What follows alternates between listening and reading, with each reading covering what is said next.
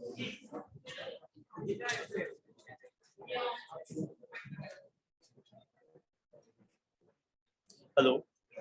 हाँ सर क्या मेरी बोलिए। आवाज पहुंच पा रही है? हाँ यस सर।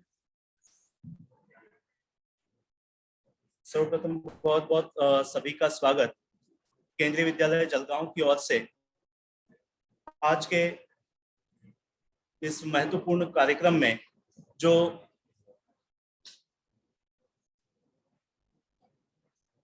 संकल्प फाउंडेशन सामनेर और केंद्रीय विद्यालय जलगांव के संयुक्त तत्वाधान में आयोजित वाटर सिक्योरिटी फॉर लाइफ इस वेबिनार में मैं संतोष पाटिल आप सभी का पुनः एक बार स्वागत करता हूं। और आज के हमारे मुख्य वक्ता श्रीमान भूपेंद्र दादा ढोंडे जी का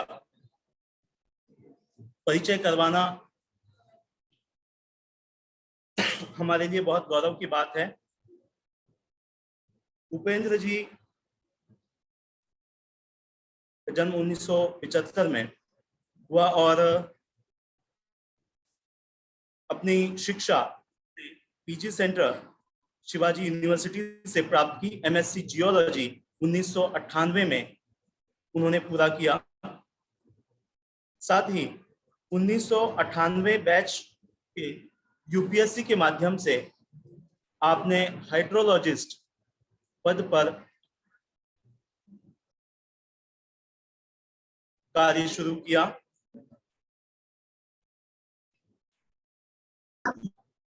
वर्तमान में वे जल शक्ति मंत्रालय में सीनियर साइंटिस्ट के रूप में कार्यरत हैं।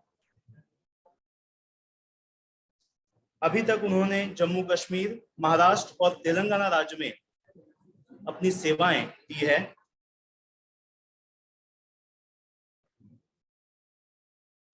साथ ही scientific achievements in the sphere of work during government service, इन्होंने लगभग 200 basic reports, ground water exploration in Maharashtra,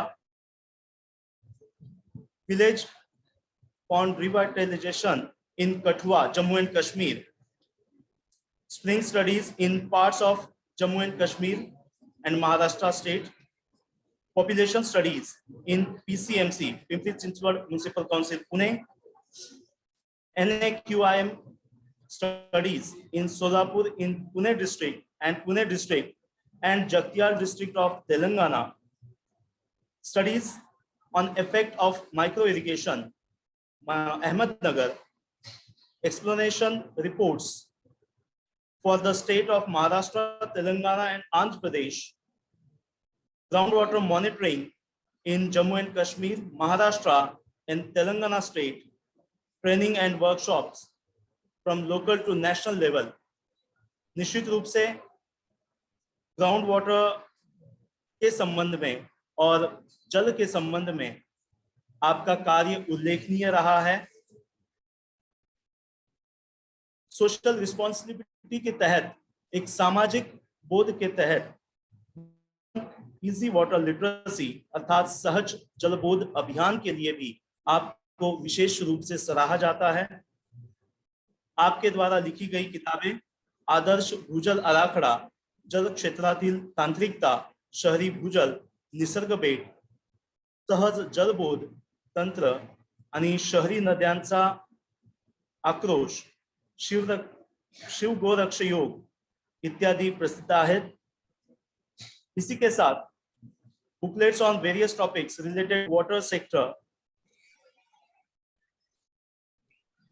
other achievements में देखा जाए तो आपको वाटर वॉरियर जल शक्ति मंत्रालय की ओर से बनाया गया है। साथ ही आपकी जल सुरक्षा पर आधारित किताबें बहुत प्रसिद्ध है। साथ ही आपने आरजीआई इंस्टीट्यूट रायपुर में एज अ ट्रेनर के रूप में भी काम किया है। जल क्रांति के क्षेत्र में आपके इस उल्लेखनीय कार्य को सराहते हुए भूपेंद्र दादा ढोंडे जी को सहज जल बोधकार के रूप में जाना जाता है। आशा करता हूं इस वेबिनार के माध्यम से हमारे विद्यार्थियों और इस वेबिनार में जुड़े हुए सभी श्रोताओं को जल क्षेत्र से संबंधित बहुत अच्छी जानकारी प्राप्त होंगी। उपेंद्र दादाजी का मैं पुनः एक बार स्वागत करता हूं और बहुत बहुत धन्यवाद देता हूं sir. Thank you Vivek sir. मैं उपेंद्र दादा उनको इनवाइट करने के पहले एक बात शेयर करना चाहता हूँ। मैं कोरोना में उपेंद्र दादा जो सर्ज जलबोध अभियान वाटर लिटरेसी का जो अभियान है उनका जो कोर्स है ऑनलाइन, वो मैंने 3 महीने का कोर्स भी किया है। और इसमें बहुत ही आसान तरीके से लोगों को जो पानी क्षेत्र में नए हैं उनको पता चल जाता है कि आपको पानी में कैसा काम करना चाहिए। तो ये मैं उपेंद्र दादाजी से सीखा हूँ। तो मैं ज्यादा वक्त न लेते हुए उपेंद्र दादाजी को इनवाइट करता हूँ कि वो अपना वक्तव्य रखे। Thank you.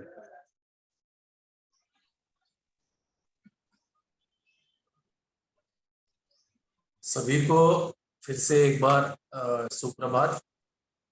Very good morning to all of you.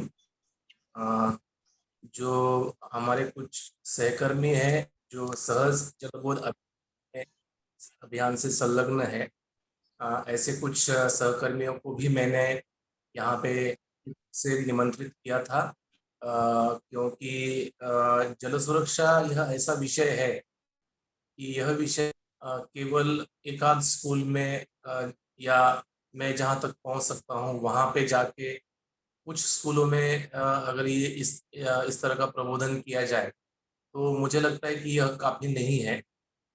ऐसे बहुत सारे प्रोग्राम होने चाहिए, हर स्कूल में होना चाहिए। तो हर स्कूल में तो मैं नहीं जा सकता, लेकिन हमारे जो सहज जल अभियान के जो निसर्ग रक्षक है उनके माध्यम से हम जगह जगह पहुंचना चाहते हैं, पहुंच रहे हैं।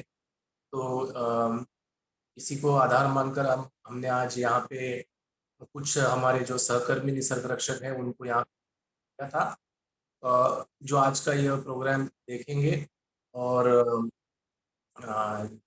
जो अपने अपने एरियाज में जहाँ पे पॉसिबल है वहाँ पे स्कूलों में पहुँचेंगे और बच्चों में जल सुरक्षा विषय के बारे में जानकारी देंगे। आज का यह जो कार्यक्रम है जल सुरक्षा, वाटर सिक्योरिटी फॉर लाइफ, इस कार्यक्रम की थोड़ी सी मैं आउटलाइन आपको बताना चाहूँगा कि क्यों हम सब यह आज का जो सेशन है वो सुन रहे हैं। खास करके जो बच्चे हैं, मतलब ये ऐसा नहीं है कि ये सिर्फ बच्चों के लिए प्रोग्राम है। यह जो प्रोग्राम है ये बच्चों के लिए है, उनके टीचर्स के लिए है और सभी सुनने वाले अगर इसमें बच्चों के माता पिता है तो एज अ पेरेंट्स उनके लिए भी है। जल सुरक्षा के बारे में कुछ बोलने से पहले मैं आपको इसकी थोड़ी सी एक पार्श्वभूमि बताना चाहूँगा। यहाँ पे महाराष्ट्र में जब 2018 में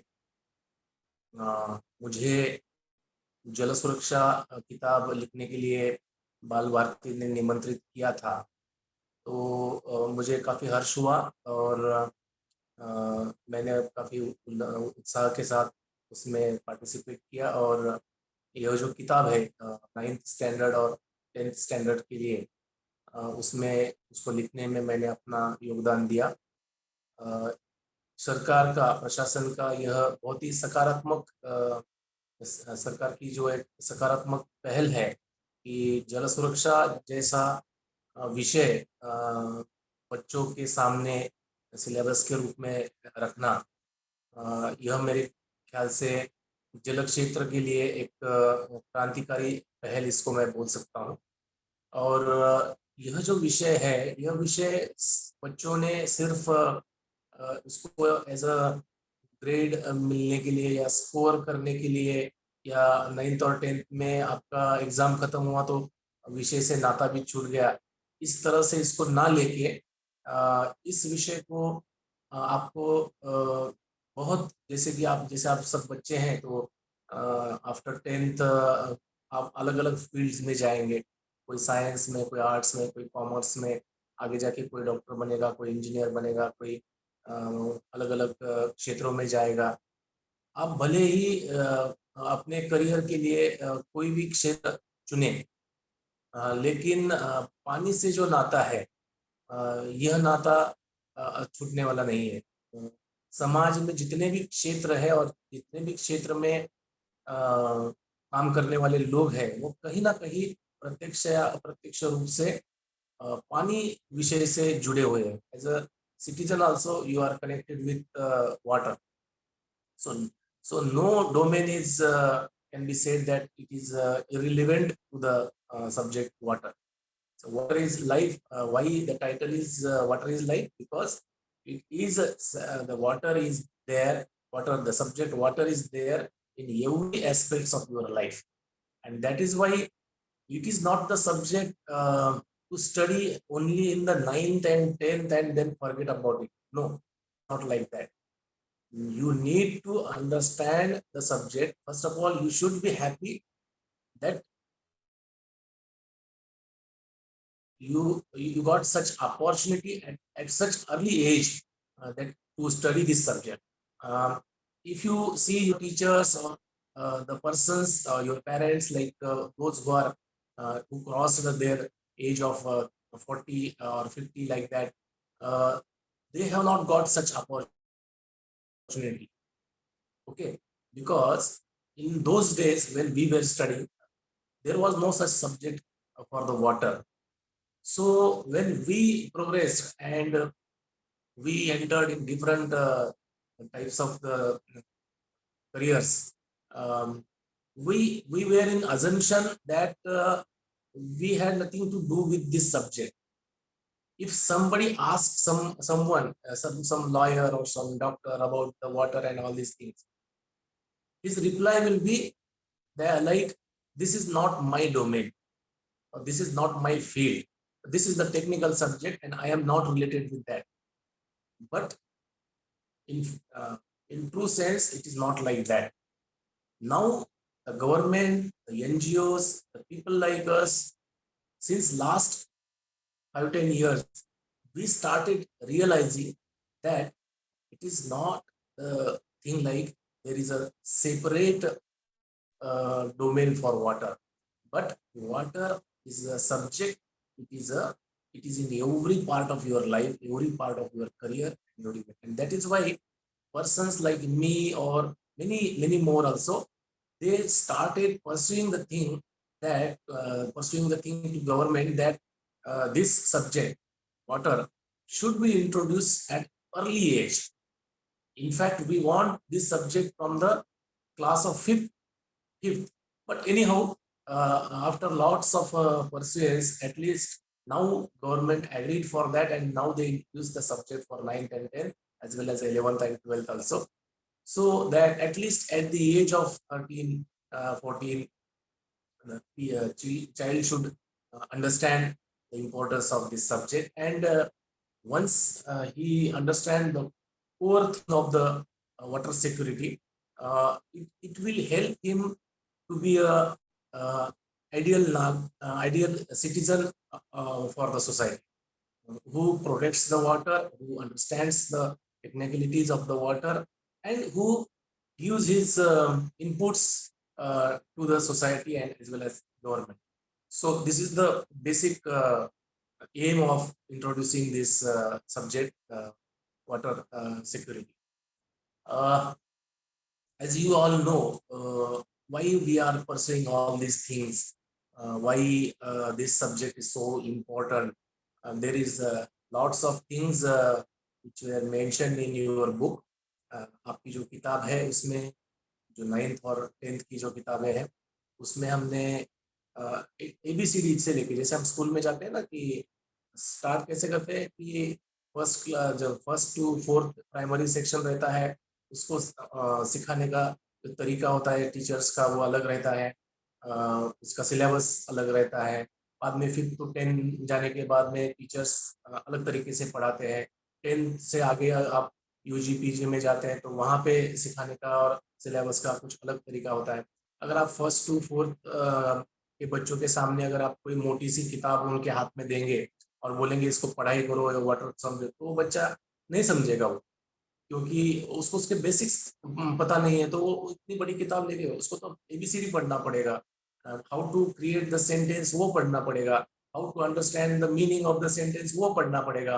धीरे धीरे धीरे धीरे ऐसे पढ़ते पढ़ते पढ़ते जब वो उस स्तर तक पहुंचेगा, when that child reaches to a particular level, then again he will आप बच्चे जो है गेम्स खेलते हैं ना, आप अलग अलग गेम्स में, वीडियो गेम्स रहते हैं या कंप्यूटर पे गेम्स रहते हैं, उसमें आप क्या करते हैं, फर्स्ट लेवल का गेम करते हैं, वो आसान होता है, देन आप उसको क्लियर करते हैं, आपको सेकंड लेवल में एंट्री मिल जाती है, फिर सेकंड लेवल का, फिर वो, और धीरे धीरे जब आपको प्रैक्टिस हो जाती है तो आप 9th level, 10th level, 11th level आप आगे आगे बढ़ते चले जाते हैं। अगर किसी को अगर बोला जाए कि आप 10th लेवल को ही आप स्टार्ट करो तो क्या होगा, नहीं समझेगा, वो फेल हो जाएगा, उसमें उस लेवल को कंप्लीट नहीं कर पाएगा। तो वाटर सिक्योरिटी भी ऐसा ही सब्जेक्ट है। Here also we need to understand the basics of the subjects. छोटी छोटी चीजें जो है हमारी इर्द गिर्द होती है। पानी ऐसा विषय है कि जो आपके 9th और 10th की किताब में जो भी चीजें लिखी है वो हमारे इर्द गिर्द घटने वाली घटना या परिस्थिति के से ही प्रेरित होती है। जब आप किताब पढ़ेंगे, पढ़ते हुए जब आप उसको समझने की कोशिश करेंगे तो पता चलेगा कि for example types of the wells और डग वेल्स। सो किताब में आपके so many types of dug wells दिया है, तो आप जब अपने मम्मी पापा के साथ में या फ्रेंड्स के साथ में कहीं बाहर घूमने जाएंगे तो आप देखेंगे कि आपको, हाँ, हमारे किताब में ये जो गोल तरीके की और जो बहुत ज़्यादा डीप होती है, ऐसा जो वेल होता है उसको क्या बोलते हैं, जो लार्ज डायमीटर और जो स्टेप्स जिसको होते हैं स्टेप वेल कैसे बोलते हैं।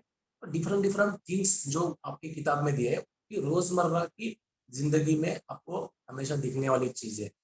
और एक और चीज मैं आपको यहाँ पे बताना चाहूंगा, when I was writing this book along with other colleagues, इसमें कमिटी रहती है और कमेटी में बहुत सारे लोग रहते हैं, तो अलग अलग ओपिनियंस रहते हैं अलग अलग लोगों के।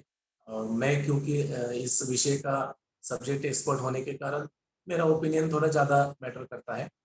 तो उसमें जब बाकी लोगों ने, सब समिति ने मिलके, जब कमेटी ने मिलके जब सिलेबस फाइनलाइज करने का चल रहा था, तो उसमें मैंने अपना एक सुझाव ऐसा दिया था कि ये जो सब्जेक्ट है, इस सब्जेक्ट में बहुत ज़्यादा क्या कहते हैं उसको, records, figures and facts and ये सब चीज़ों का भरमार इसमें नहीं करना है। One should not overload the student with the lots and lots of information. बहुत सारा इंफॉर्मेशन उनके सर में नहीं डालने की। वो किताब देखने के बाद बोले ये सब हम कब याद रखेंगे और क्यों याद रखेंगे, ऐसा उनको लगना नहीं चाहिए।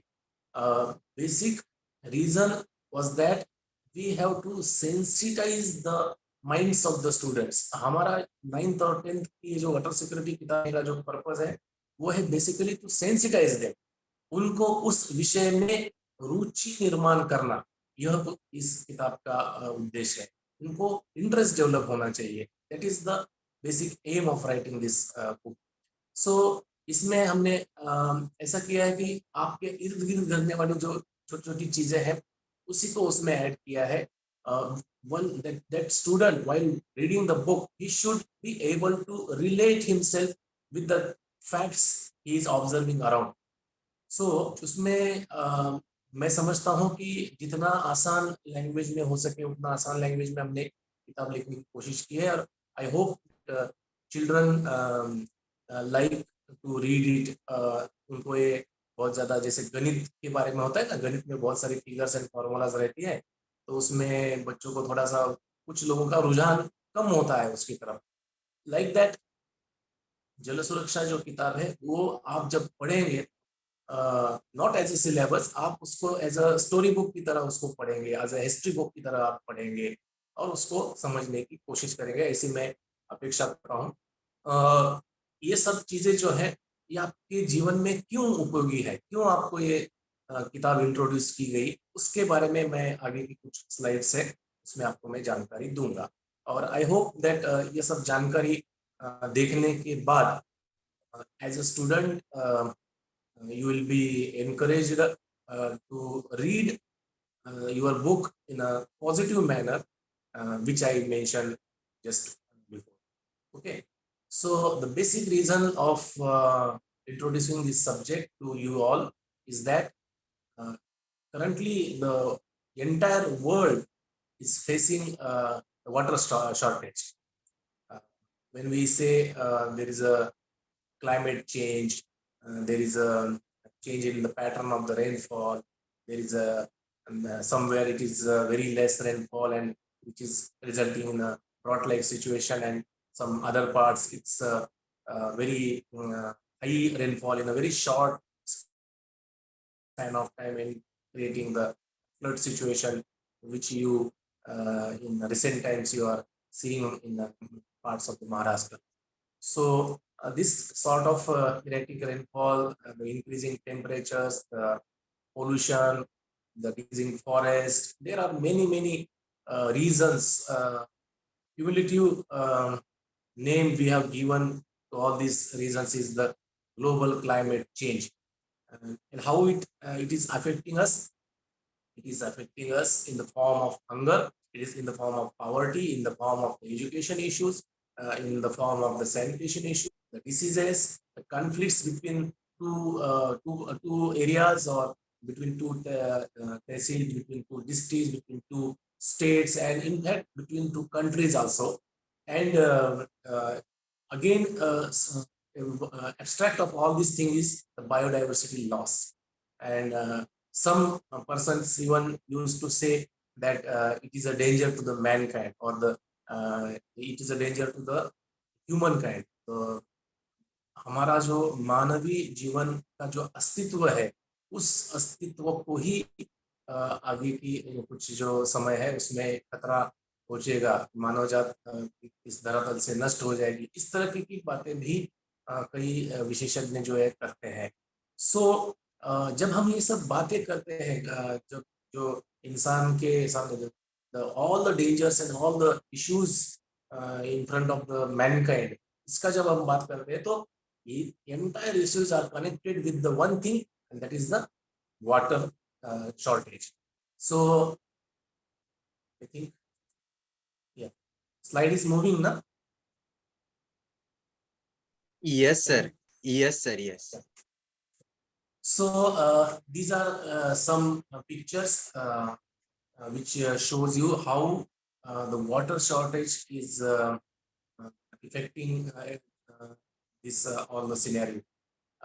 Basically, though we say it as a erratic rainfall or increasing evaporation due to the high temperatures is the cause of the climate change, but there is another thing which adds to all these things, and it is a population increase.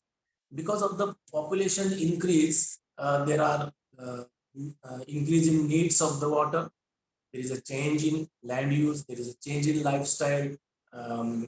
In fact, people are so busy in their priorities that they don't have time to aware the people about the water management, all these things, and that's again resulting in the mismanagement in the water.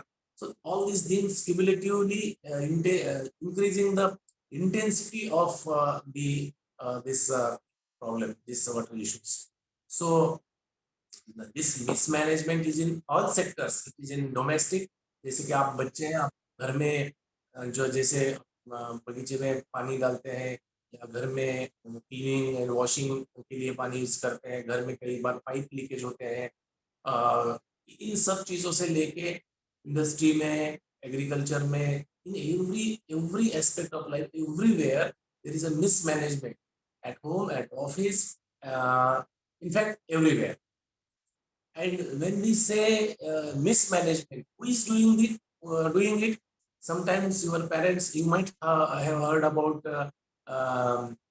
from your parents about the reasons for this mismanagement. अगर आज घर में पानी नहीं आता है या पानी कम आता है, तो आपने अपने पेरेंट्स के मुंह से आपने सुना होगा कि जो प्रशासन है वो ठीक से काम नहीं कर रहा है, फलाने गवर्नमेंट जो है वो पानी के बारे में अच्छा नहीं सोच रही है, ये है वो है. इस टाइप की डिस्कशन आपकी सोसाइटी में कोई मीटिंग्स होती होंगी, या कोई कॉर्पोरेटर या एमएलए जब आते जाते रहेंगे, तो ये पानी के बारे में जो भी सुधार करना है उसके बारे में discussions as a student, as a बच्चे आपके कान पे आते होंगे, आपने सुने होंगे, ठीक है। तो ये जो है रहता है ना कि प्रशासन, पब्लिक क्या चाहती है कि जो प्रशासन है, प्रशासन ने हमारी जो पानी की जो व्यवस्था है वो कुछ इस तरह से करनी चाहिए कि हम लोगों को पानी की किल्लत ना हो। बट प्रशासन अकेला ये कर सकता है कि नहीं, बिल्कुल नहीं कर सकता है। There is a UN 2030 agenda, उसमें एक एसडीजी 6 करके गोल है। There are 17 goals of decided by the UN to achieve till 2030. Out of those 17 goals, there is one goal that is SDG 6. उसमें यूएन की जो यूएन के अंदर जो सब कंट्रीज रहते हैं वो कहते हैं कि ensuring the availability and sustainability of the management for water and sanitation for all. Her citizen के लिए, हर एक के लिए, तुम में से, हम में से, हर एक के लिए स्वच्छ पानी, क्लीन वाटर, नॉट सिर्फ पानी नहीं, क्लीन वाटर की व्यवस्था करना, यह 2030 तक का हमारा गोल है। और जब हम ये गोल की तरफ बढ़ रहे हैं, उसको हासिल करना चाहते हैं, it is not the responsibility of only government, it is an equally, it is a responsibility of people also. So people's participation is a must. इसमें हम सबका योगदान भी उतना ही इम्पोर्टेंट है, उतना ही महत्वपूर्ण है। ब्लेम गेम जो रहता है वो कभी भी किसी भी समस्या का सुझाव नहीं रहता है।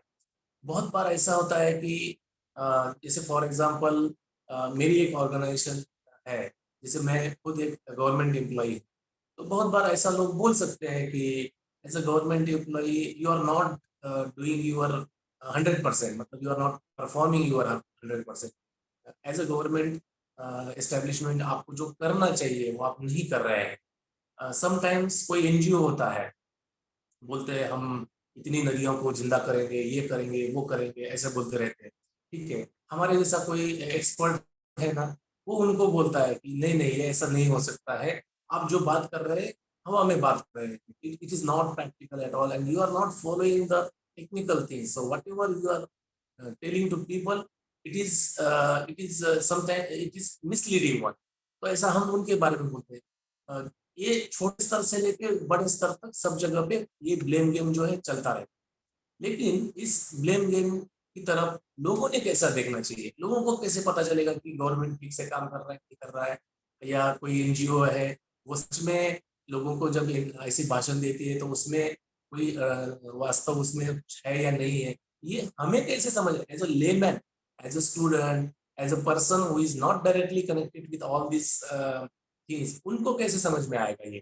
तो उसके लिए मैं आपको एक छोटी सी एक स्टोरी बताना चाहूंगा, जो कि आपने हर एक, आप में से हर एक ने सुनी होगी, ठीक है। ये आपने, ये जो पिक्चर है ये सामने है, ये पिक्चर देखने के बाद ही आपको समझ में आ जाएगा कि हमने ये स्टोरी कहीं पे सुनी है। It is a story of elephant and 4 blind men।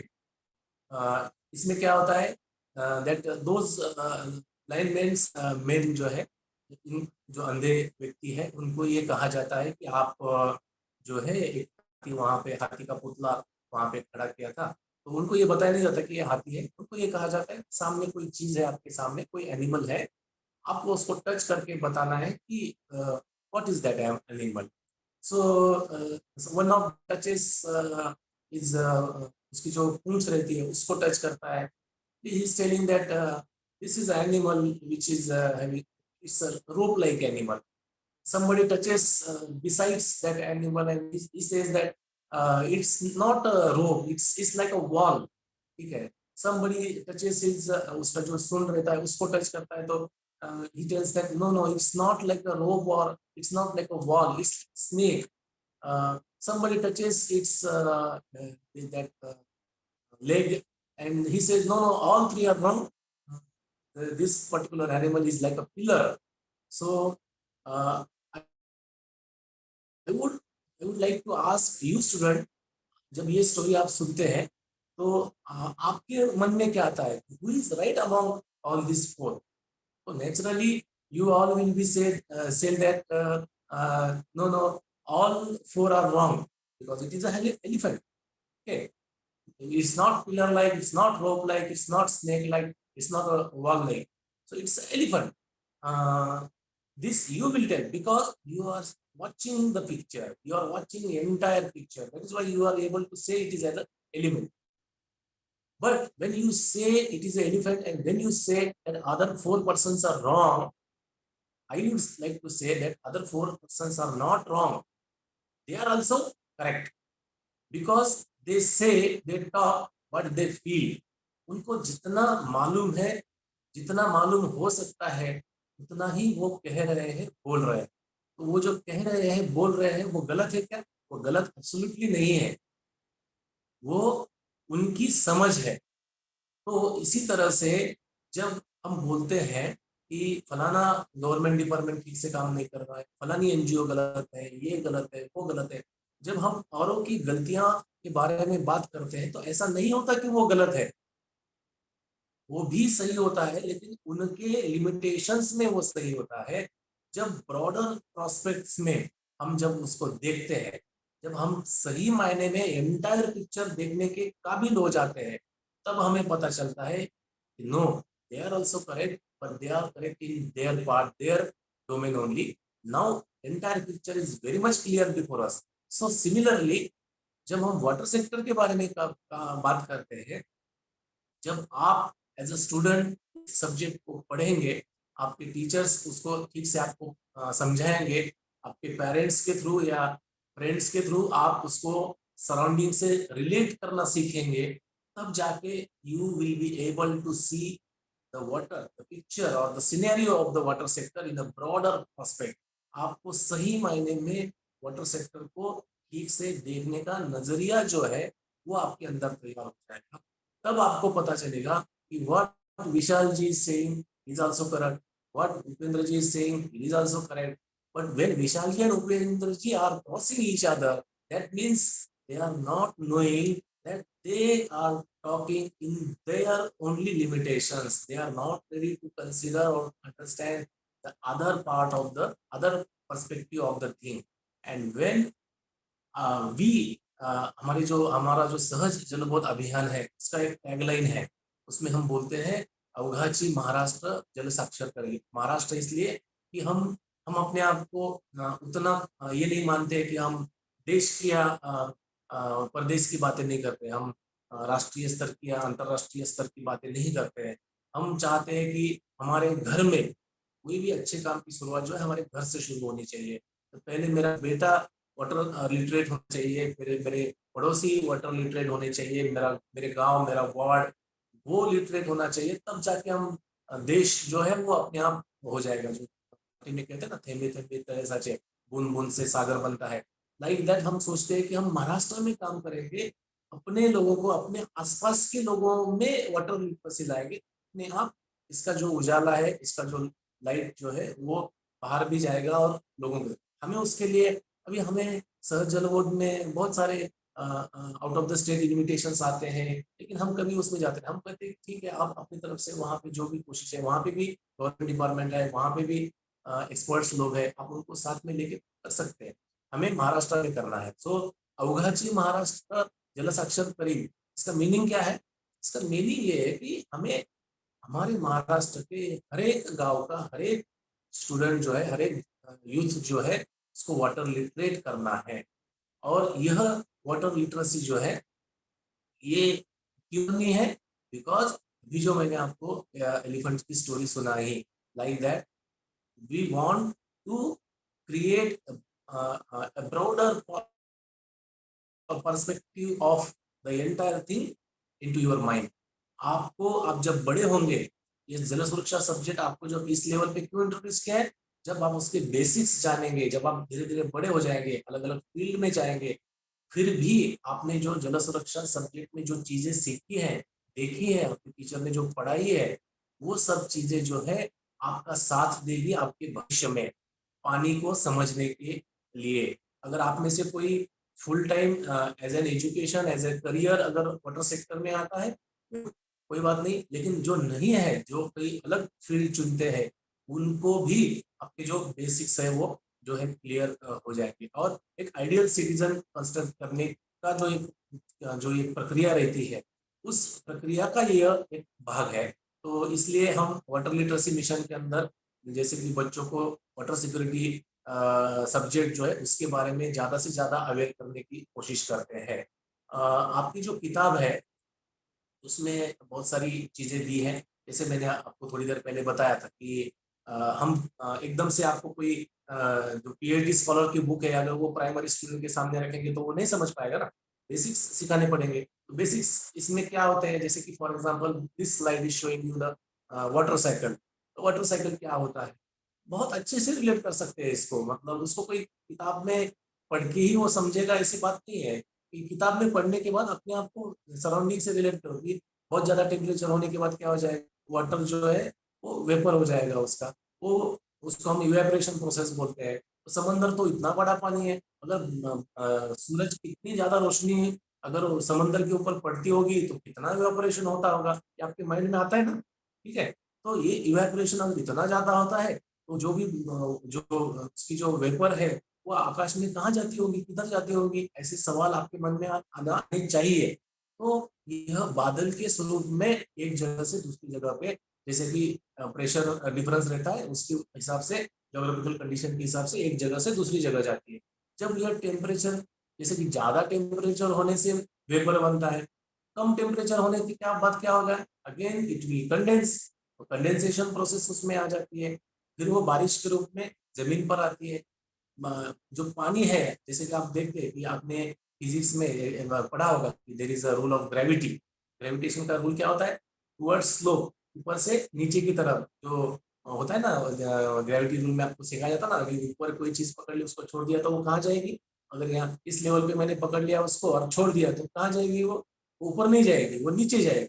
ठीक है, क्यों नीचे जाएगी, because of the gravity. Similarly पानी के साथ भी यही होता है, जब बारिश की बूंद जमीन पे गिरती है तो वो नीचे की तरफ बहना शुरू कर, नीचे की तरफ बहना शुरू कर देती है। तो कहाँ जाती है वो, जब आपको पता है आप छोटा बच्चा है और कहीं जाने की कोशिश कर रहा है, छोटे छोटे जैसे 5 3 4 साल के बच्चे रहते हैं ना, उनके साथ कभी कभी खेलते खेलते मजाक करते हुए उनके बड़े भैया रहते हैं या चाचा जी रहते हैं या कोई बड़ा आदमी रहता है, उनके साथ मजाक करता है। कैसे कि जो छोटा बच्चा सीधा जा रहा है तो बड़ा आदमी सामने आके खड़ा हो जाता है। वो छोटा इतना छोटा होता है कि उसको धकेल के साइड करके नहीं जा सकता, तो वो क्या करेगा, उसके पैर के नीचे से घुसने की कोशिश करेगा, दाएं से घुसने की कोशिश करेगा, बाएं से घुसने की कोशिश करेगा। ठीक है, इधर से तो किधर से निकलने की कोशिश करेगा।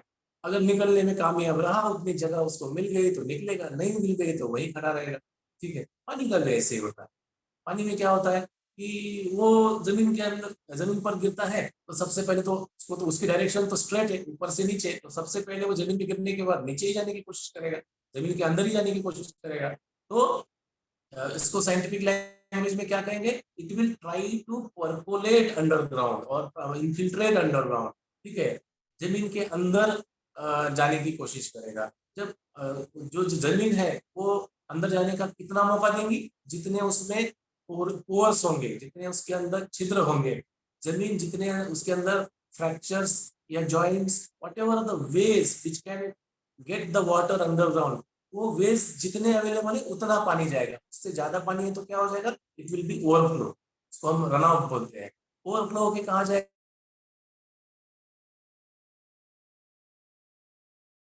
डिप्रेशन फुल होने के बाद अगेन ओवरफ्लो करेगा। कहीं पे अगर हमने मैनमेड बंड बनाया है या कोई दीवार बनाई है, वहां रुकेगा, उसके बाद ओवरफ्लो हो जाएगा। सो जहां जहां उसको रेजिस्टेंस आएगा वहां पे वो रुकेगा, रेजिस्टेंस क्रॉस करके फिर आगे बढ़ेगा, बढ़ते बढ़ते कहाँ जाएगा, समंदर के पास जाएगा या बीच में ही खत्म हो जाएगा। So this is called as a water cycle. जो अब ये water cycle as a scientific process जब आपकी किताब में आपको पढ़ाया जाता है तो you can relate it your surrounding. हमारा जो कैचमेंट है, हम जहाँ पे रहते हैं वहां पे अगर कोई तालाब है, तालाब में से भी तो इवेपोरेशन होता होगा, कितना होता होगा, कैसे होता होगा। हमारे गांव में जो नदी बहती आ रही है, कोई स्ट्रीम बह रहा है, वो भी तो कहीं से बहता, उसको कहाँ पे रेजिस्टेंस है, कहाँ पे रखा है, मैनमेड है या आर्टिफिशियल है। अगर हमारे यहाँ पे अभी जैसे सिटी में जो बच्चे पढ़ते हैं, कल बहुत बारिश हुई, बारिश होने के बाद में सब रास्ते जो ओवरफ्लो हो गए, फ्लड लाइट सिचुएशन तैयार हो गया। क्यों हो गया, because something is resisting that water to flow. There is no way for water to flow. इसका मतलब रास्ते, जो पानी के बहने के जो रास्ते हैं वो कम हो गए हैं, इस वजह से वहां पे फ्लडिंग कंडीशन आ रहा है। तो ये चीजें हमें बहुत आसानी से समझ सकती है। आप घर में बोल सकते हैं अपने पेरेंट्स को कि आज घर के सामने इतना बड़ा पानी जमा हुआ है, क्यों जमा हुआ है? उसको आउटलेट नहीं है, उसको जाने के लिए रास्ता नहीं है। So where you learn all these things, you learn in your book. In which chapter? In hydrology cycle. इन ये जो जल चक्र करके चैप्टर है, उसको हम हाइड्रोलॉजी साइकिल बोलते हैं। अगर इसको आप इस तरह से समझ लेंगे तो आपको अच्छी तरह से वो सब्जेक्ट जो है समझ में आ जाएगा। सिमिलरली उसमें जो आपका जो जिस एरिया में आप रहते हैं वहाँ का अंडरग्राउंड क्या है, ये इस टाइप की पिक्चर्स आपने अब जब आप ट्रैवल कर रहे हैं या कहीं घूमने गए हैं तो देखे होंगे। ये इस तरह का, इसको मैं थोड़ा बड़ा कर देता हूँ आप तो आप अच्छे से समझ पाएंगे। ये देखिए, ये पिक्चर देखा है आपने कहीं? ये देखा होगा, बहुत बार देखा होगा। जो रोड्स के काम चलते हैं वहां पे बहुत बार देखा होगा। तो इसको देखने के बाद क्या समझ में आता है? यहाँ पे कुछ अलग कलर है, यहाँ पे कुछ अलग है, बीच में कुछ अलग है। ये क्या है? It is the underground formation. Different different types of, हमारे पूरे कंट्री में there are various types of formations which allow the water to percolate in different ways. जैसा फॉर्मेशन अलग रहेगा वैसा जमीन के अंदर पानी जाने का तरीका भी अलग रहेगा। वो क्या तरीका है, ये पढ़ाई करने का जो सब्जेक्ट है दैट इज हाइड्रोजियोलॉजी, जिसमें हम पढ़ते हैं कि हमारा जो एरिया है उसमें अंडरग्राउंड क्या क्या फॉर्मेशन है, इनकी क्या क्या फ्लोज है, like that. Similarly what is this? This is the stream order. Stream order में क्या होता है, जब पानी गिरता है तो थोड़ा सा बहता है और आगे किसी नाले को जाके मिलता है, यानी कि बड़े स्ट्रीम को जाके मिलता है। फिर नाला बहते बहते कहाँ जाता है? नदी को, छोटी नदी को जाके मिलता है। वो छोटी नदी और बड़ी नदी को जाके मिलती है। सो एंटायर दिस स्ट्रक्चर जो बनता है उसका क्लासिफिकेशन किया हुआ है। जो जैसे हम रहते हैं, मैं रहता हूँ मेरे घर के या मेरी जो खेत है या मेरी जो जमीन है उसके आसपास एक छोटा सा स्ट्रीम है, उस पर्टिकुलर एरिया को हम क्या कहेंगे? उसमें माइक्रो कैचमेंट कहेंगे उसको, या माइक्रो वाटरशेड कहेंगे। फिर उसमें आएगा सब वाटरशेड, सब वाटरशेड के बाद आएगा वाटरशेड, फिर आएगा सब बेसिन, फिर बेसिन। बेसिन वर्ड आपने सुना, Godavari basin, Bhima basin, Krishna basin, like that. So ये जो क्लासिफिकेशन है, सो स्ट्रीम क्लासिफिकेशन है। ये स्ट्रीम क्लासिफिकेशन आप सिर्फ किताब में नहीं पढ़ेंगे, आप उसको अपने, अब जब आप जाएंगे बाहर तो वहां पे भी देखेंगे कोई चीजें। तो जैसे आपको कोई नाला दिखाई दिया, वेदर इज फर्स्ट ऑर्डर और सेकंड ऑर्डर और थर्ड ऑर्डर और फोर्थ ऑर्डर क्या है, ये आप अपने पेरेंट्स को, अपने टीचर्स को बता सकते हैं कि हमारे गांव में फलाना जो एक प्रवाह है पानी का, उसको हम फर्स्ट ऑर्डर करेंगे। क्योंकि वो यहाँ फर्स्ट ऑर्डर किसको कहेंगे कि बरसात में ही बहता है, बाद में नहीं बहता है। सिर्फ बरसात जैसे रुक जाती है वो रुक जाता है, इसलिए उसको फर्स्ट ऑर्डर कहते हैं। दूसरा वाला है थोड़ी दो चार दिन तक, 5 दिन तक बढ़ता है, इसलिए उसको सेकंड ऑर्डर कहते हैं। तीसरा वाला है वो नदी तक पहुंचता है, इसके लिए उसको थर्ड ऑर्डर कहते हैं। लाइक दैट उसका क्लासिफिकेशन हमारे आसपास ये सब चीजें हैं। ये कोई किताबी चीजें कहीं आपको देखने को नहीं मिलेगी ऐसा नहीं, ये रोजमर्रा की जिंदगी में आपको, इसलिए हम टीचर्स को भी बोलते हैं कि जल सुरक्षा में ये जो सब चीजें दी हैं आप बच्चों को ऐसी जगह पे लेके गए। सो अभी देखिए इस स्लाइड में मैंने आपको कुछ पिक्चर्स दिखाए हैं। So what is this? These are the traditional water harvesting systems. So there is a क्या बोलते हैं उसको, एक उत्क्रांति, जैसे मानव की उत्क्रांति है उसी तरह से जो ह्यूमन इवोल्यूशन हुआ है, ह्यूमन इवोल्यूशन के साथ साथ में ह्यूमन की जो नीड है वो नीड को प्राप्त करने के लिए, उसके लिए जो कार्य पद्धति रहती है, प्रोसेसेस रहते हैं, उसमें भी इवोल्यूशन होता है। जैसे कि पुराने जब जो ह्यूमन बीइंग जब एकदम आदिम इसमें था, मतलब जंगल में रहता था, उसको कंस्ट्रक्शन ये सब चीजें मालूम नहीं थी, उस टाइम वो क्या करता था? नदी के किनारे ज्यादातर रहता था, नदी का पानी उसको मिले। जब वो नदी से दूर होता चला गया, अब नदी तो नहीं है पास में, तो कहाँ से पानी करेगा? वो गड्ढा करने लगा, उसको समझ में आने लगा कि गड्ढा करने के बाद पानी मिलता है। फिर वो गड्ढा जो है पानी मिट्टी से वो दब जाता था। अरे क्या करेंगे? तो उसको थोड़ा पत्थर लगाएंगे तो वो गड्ढा दबेगा नहीं, तो उसको कंस्ट्रक्ट करने का तरीका पता चल गया, उसमें डगवेल तैयार हो गया। अब वो डगवेल ज्यादा से ज्यादा दिन तक पक्का रहना चाहिए करके फिर उस पत्थर को अच्छी तरह से तराश के उसमें मिट्टी भर के फिर उसको बनाएंगे तो उसको ज्यादा दिन, धीरे धीरे all this thing started evaluating and it reached such a stage that now we are seeing very large dams and very large canals, and अभी आप कहीं से भी पानी जो है कहीं पे भी ले, अभी तो आपने सुना होगा नदी जोड़ो प्रोजेक्ट, जो हमारी गवर्नमेंट कहती है कि हम नदियों को जोड़ने जा रहे हैं। क्यों जोड़ने जा रहे हैं? एक नदी में अगर पानी कम है और एक नदी में जरूरत से ज्यादा है, तो जहाँ पे जरूरत से ज्यादा पानी है उसको लाके कम में। तो दिस ऑल टेक्नोलॉजिकल एडवांसमेंट्स जो है उनमें जो प्रगति हुई है, it's indicator of the human evolution also. So आप बच्चे as a part of this evolution, now you also start to think आज हम कहाँ हैं, what are our needs, and in future what will be the challenges before us and how we are going to tackle. Up till now our ancestors, they have tackled the situation in their way, in their mindset, उनको जितना समझ में आता है उतना उन्होंने कर दिया है। आगे जाके हमें करना है, आगे जाके आपको करना है। आज हम आपको सिखा रहे हैं, बता रहे हैं, कल को आप बड़े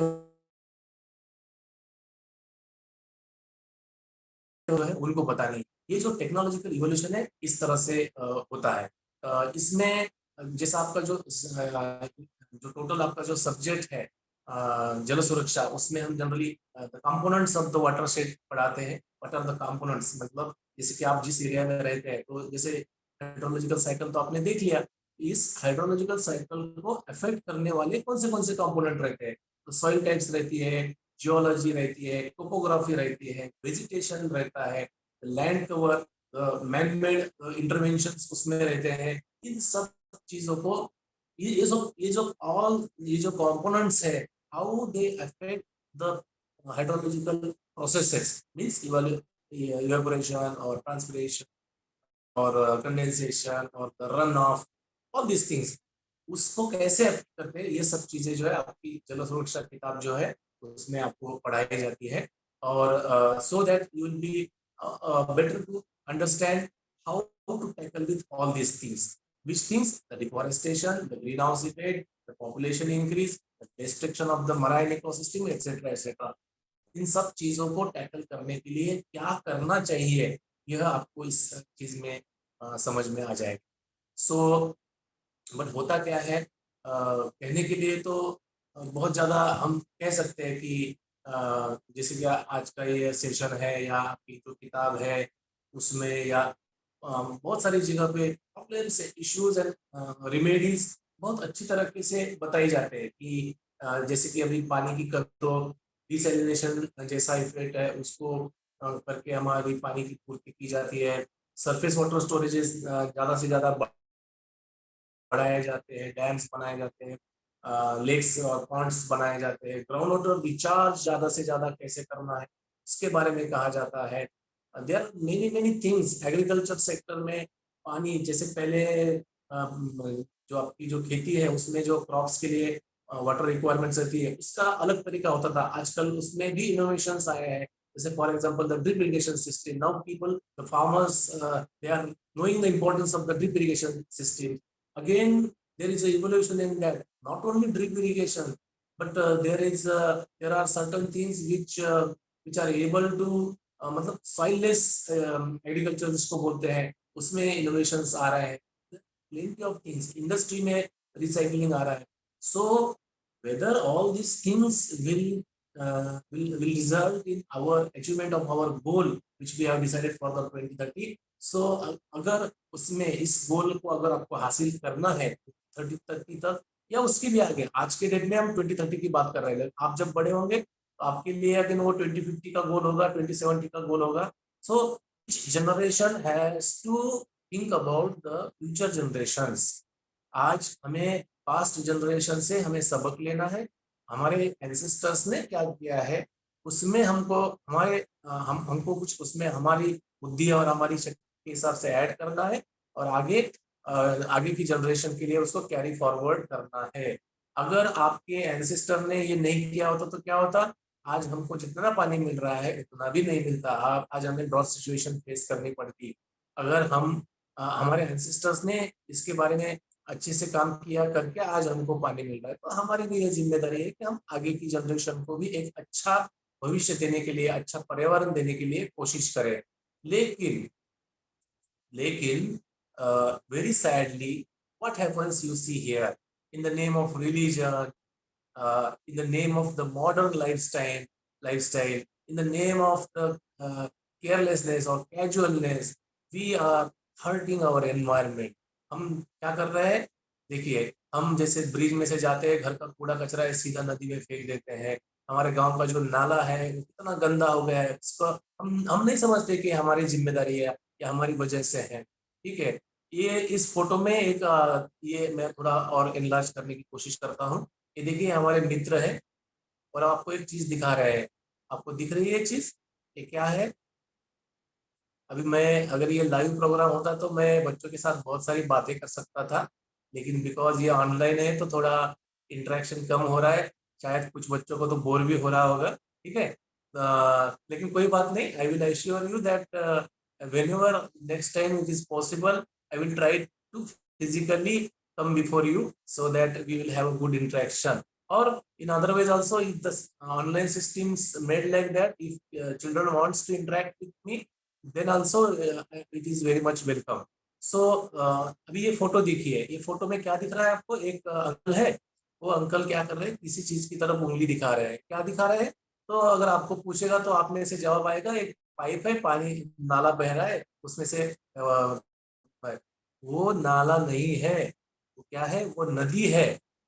एक जब आपको हम कहते हैं नदी, नदी कहने से आपके दिमाग में क्या, बड़ी नदी का चित्र आपके दिमाग में आ जाता है। ठीक है, river, when we think about river, के माइंड में क्या आता है? रिवर कैसे बहती है? ऐसे तो नहीं बहती है, लेकिन दिस इज द फैक्ट, ये पूना की एक रिवर है, इसको राम नदी कहती है। और ये राम नदी कितने छोटे पाइप में, हार्डली 2 फीट का भी पाइप नहीं है वो, इसके अंदर से पानी बह रहा है। उसको ये नदी की आज की स्थिति है। अगर ऐसी स्थिति रहेगी, then how come we will give bright future to our next generation? कैसा हम करेंगे? तो इसके बारे में हमें सोचना पड़ेगा। इसलिए to fight with the climate change, so there are certain aspects to keep in mind, that is education is the most important aspects to fight with the climate change. Education doesn't mean only to study in the class. Education is the name of studying in the class as well as implementing or relating the thing out of the class. आपने जो class के अंदर पढ़ा है उसको class के बाहर जाके आप रिलेट कर पाओगे, समझ पाओगे, औरों को समझा पाओगे। That is in real terms of education. Then सही मायने में उसको हम एजुकेशन कहेंगे। क्लास में पढ़ के 100 में से 99 मार्क्स लाके अगर कोई कहता है कि मैं उसको अच्छी तरह से पढ़ लिया, that is not the real meaning of education. Education का रियल मीनिंग ये होता है जब आप कोई चीज पढ़ते हो और पढ़ने के बाद आपके जीवन में उसको रिलेट कर पाते हो, उसको समझा पाते हो, खुद समझ पाते हो, औरों को समझा पाते हो, तब सही मायने में उस सब्जेक्ट को आपने सही से पढ़ा है, समझा है, ऐसा माना जाएगा। और not only water subject, as a student in each and every subject, your this mindset should be like that only. कोई भी सब्जेक्ट को आप पढ़ोगे तो इसी हिसाब से ही पढ़ना है। that real education is expected here. Then next thing, training. Education कहाँ से आएगा? टीचर अच्छे से पढ़ाएंगे तो आप समझ पाएंगे। अपने आप तो नहीं है, कुछ बच्चे होते सेल्फ एजुकेशन करने में सेल्फ इंटरेस्ट वाले भी रहते हैं। जैसे महाभारत में आपने सुना है ना कि पांडवों को, कौरवों को तो द्रोणाचार्य ने पढ़ाया, लेकिन एकलव्य जो था उसको तो कोई पढ़ाने वाला नहीं था, तो वो छुप के देख के पढ़ता था। ठीक है, तो कुछ बच्चे ऐसे रहते हैं जो टीचर ने अच्छे से पढ़ाने के बाद अच्छे से समझते हैं, कुछ बच्चे खुद से समझते हैं, कुछ बच्चे के साथ डिस्कस करके, फ्रेंड्स के साथ डिस्कस करके चीजों को समझ पाते हैं। There are different ways to understand the subjects. So अलग अलग बच्चों को अलग अलग सब्जेक्ट समझने का अलग अलग उसका एक तरीका रहेगा। सो वी से एज अ ट्रेनिंग। तो ट्रेनिंग में जैसे आज हम ऑनलाइन ट्रेनिंग कर रहे हैं, ऑफलाइन ट्रेनिंग होता है, पिक्चोरल ट्रेनिंग होता है, फील्ड ट्रेनिंग होता है। There are different types of the trainings. So these trainings are required for what? Public awareness. आपने क्लास में पढ़ लिया और अपने अंदर रख लिया, इतना काफी नहीं है। आपको पढ़ के औरों को भी तो बताना है। उनको बताना है जिनको मालूम नहीं है, जिनको कोई पढ़ाने वाला नहीं है, उनके तक पहुंचना है. So that is called as a public awareness. Then access to information. Access to information मतलब जो मुझे पता है वो मैंने अपने, मेरे पास, अभी मैं साइंटिस्ट हूँ, मेरे पास there is lots of information about the Maharashtra and water sector and everything. वो सब मेरे कंप्यूटर में है. सिर्फ कंप्यूटर में रख के उसका पासवर्ड मेरे पास है और मैं किसी को नहीं देता. अगर ऐसा हुआ तो क्या होगा? What is the use of that information? Nothing, zero. ठीक है.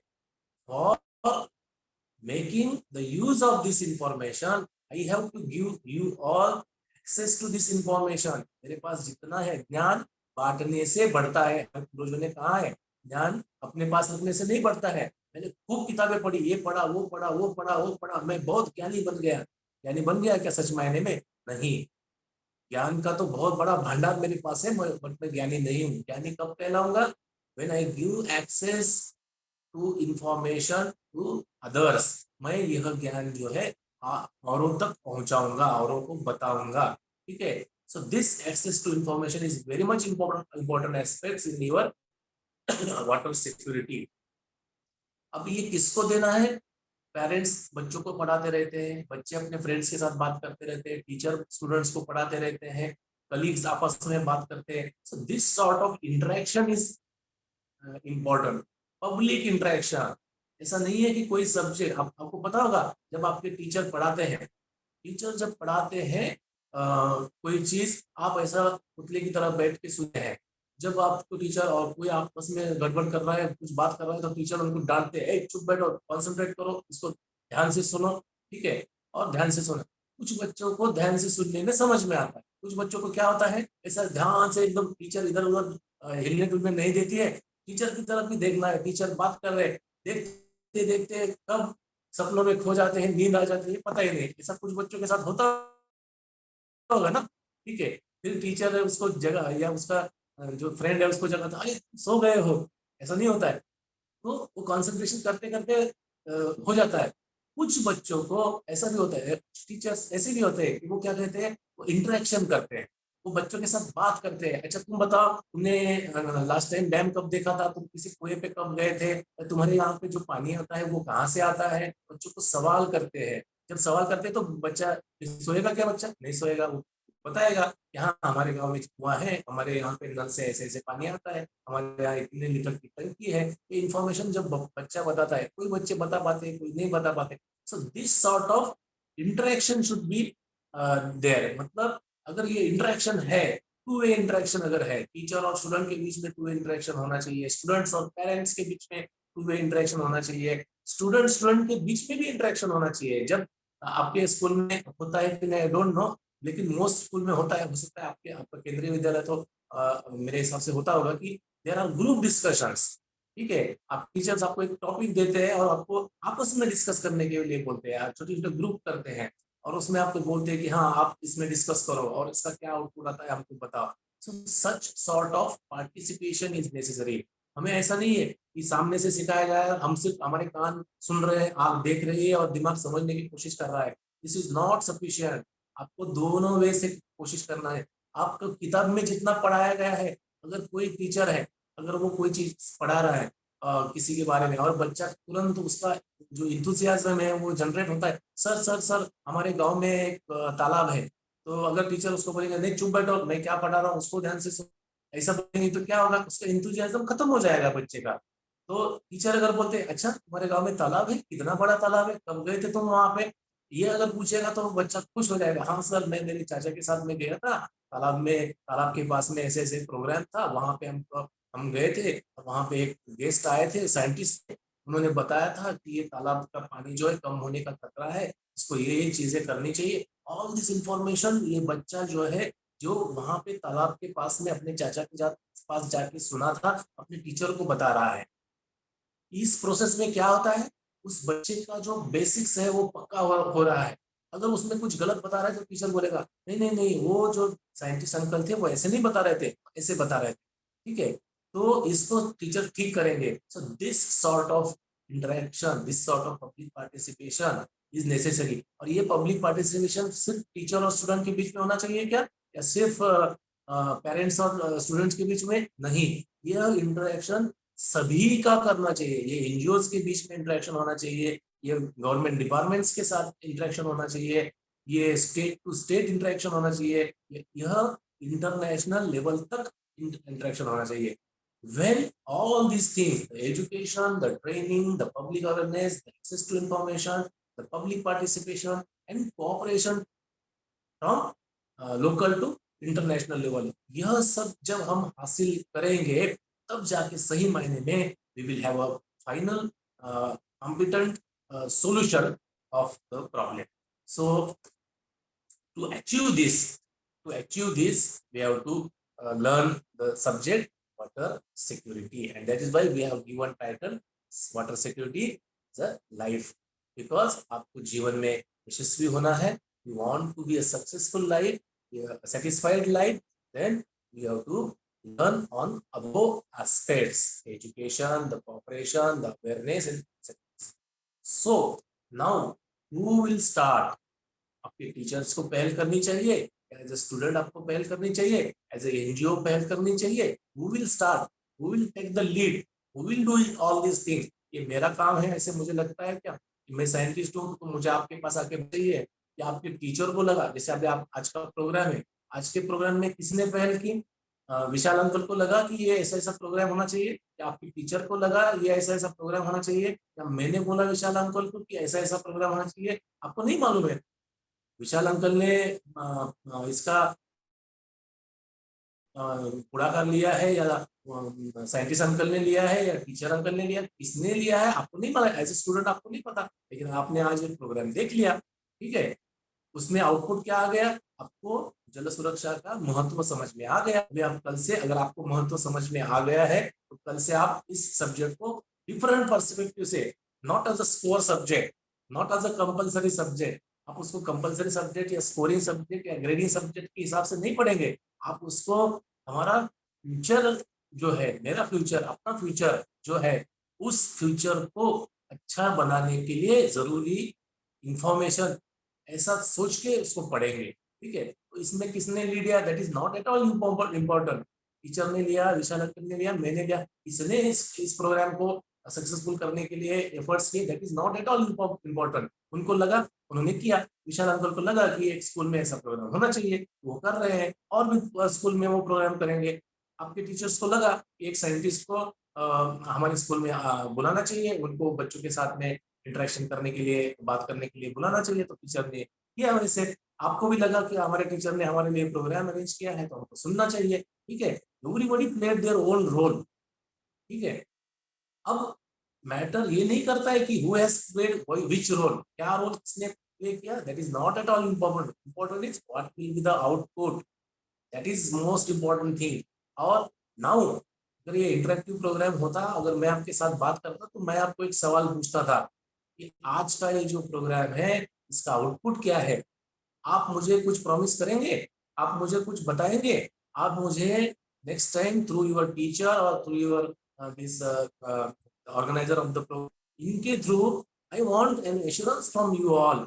आप सबसे मैं एक एश्योरेंस चाहता हूं that you will be involved in some sort of activity related to the water sector. आप इस सब्जेक्ट को सिर्फ किताब में ना रखें, आप इस किताब में there are so many activities दिया है, उस एक्टिविटीज में कुछ एक्टिविटी में हो सकता है आपके कुछ स्टूडेंट्स इन्वॉल्व होंगे भी, बट नॉट कुछ, सभी स्टूडेंट्स को उसको देखना है कि आप अपनी किताब अच्छे से पढ़िए, पढ़ने के बाद देखिए कि उसमें ऐसा कौन सा टॉपिक है, ऐसी कौन सी चीज है जो मैं अपने रियल लाइफ में उसको इम्प्लीमेंट कर सकता हूँ, उसमें इन्वॉल्व होइए। अपने टीचर्स के साथ बात कीजिए, अपने पेरेंट्स के साथ बात कीजिए, या टीचर को पूछिए, टीचर हमारे स्कूल में जितना पानी आता है, whether we are able to budgeting, water budgeting हम हमारे स्कूल के पानी का कर सकते हैं क्या? हमारे सोसाइटी में जो पानी है उसका वाटर बजटिंग कर सकते हैं क्या? हमारे यहाँ पे रेन वाटर हार्वेस्टिंग है क्या स्कूल में? अगर नहीं है तो क्या हम कर सकते हैं क्या? हमारे स्कूल में जो बच्चे पानी वेस्टेज करते हैं उसको रोकने के लिए हम कुछ कर सकते हैं क्या? There are plenty of things you can do. First read your book, understand it, and then decide, and then tell me. So in future, if अगर भविष्य में हम मैं अगर आपसे फिर कभी मिलने का मौका आता है, या कभी किसी बच्चे के साथ भी मेरी मुलाकात होती है, और बच्चा अगर उसको याद रहता है कि उपेंद्र दादा अंकल जो है हमारे स्कूल में लेक्चर देने के लिए आए थे सेशन के लिए, और उन्होंने ये चीजें, तो आपके अंदर वो ईगरनेस होनी चाहिए कि अंकल आपने जो उस टाइम बताया था तो मैंने ये चीजें की है और मैंने इस एक्टिविटी में पार्टिसिपेट किया है। सो ऐसे एक्टिविटीज में ज्यादा से ज्यादा पार्टिसिपेट करने की कोशिश करिए। इसका क्या लाभ होगा, आपको लगेगा कि मेरे अकेले से क्या होने वाला है, अगर मैं अकेला पार्टिसिपेट करूंगा तो उससे क्या होगा, उससे क्या होगा, इसके लिए ये स्लाइड के ऊपर आपको एक पिक्चर में दिखा रहा हूँ। ये पिक्चर क्या है, मतलब this is also one of the game. आपने खेला होगा बचपन में, एक गेम रहता है, एक क्या बोलते हैं उसको, इसका नाम सम पजल इसको बोलते हैं।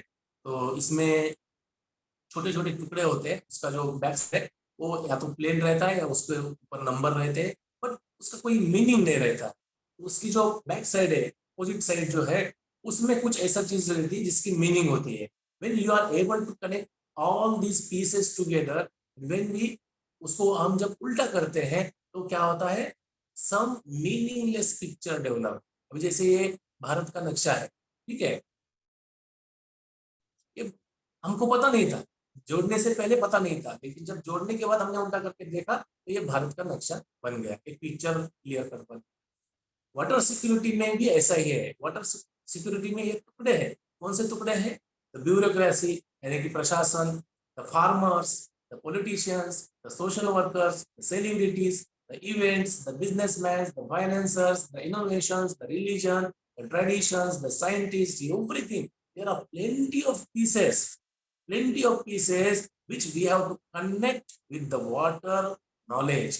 इस वाटर नॉलेज से आप इन सब टुकड़ों को अगर कलेक्ट कर पाओगे, all these pieces will be together with the right approach, अगर उनकी सही जगह पे वो सही काम करेंगे तो हमारा एक देश का जो है उज्जवल भविष्य जो है सामने हो सकता है। Study the water security. Water security में there are plenty of things which I need not to repeat because मैं यहाँ पे आपको सिर्फ आपकी किताब दोबारा से पढ़ाने के लिए नहीं आया हूँ, क्योंकि आपकी किताब तो आपके टीचर बहुत अच्छे से पढ़ा सकते हैं तो वो तो पढ़ाएंगे। मैं यहाँ पे आया हूँ आपको ये किताब क्यों पढ़नी है, वाटर सिक्योरिटी क्यों आपको इम्पोर्टेंट है वो बताने के लिए। And I hope that you understand it better and you will reflect it through your actions in future, to your teacher and to your parents and everybody, and will make them happy. In the last part of this session, I would like to introduce you with some of my activities, that is water literacy related. इसमें हम कहते हैं कि जैसे ये picture है ना, इससे कार्टून, इसमें हम ये बता रहे हैं कि यहाँ पे कुछ 3-4 लोग नाच रहे हैं, पानी हमने कितना बड़ा पानी जमा कर दिया करके नाच रहे हैं। तो इसका जो सरफेस पे दिखने वाला पार्ट है ना वो ज्यादा है, इसका कम है, लेकिन रियल एस्पेक्ट में पानी कहाँ ज्यादा है, तो यहाँ पे ज्यादा पानी है, इसमें कम है, ठीक है। जो हैप्पी दिख रहे लोग हैं ना उसमें कम है। That means this picture is misleading, जो दिखता है वैसा होता नहीं है।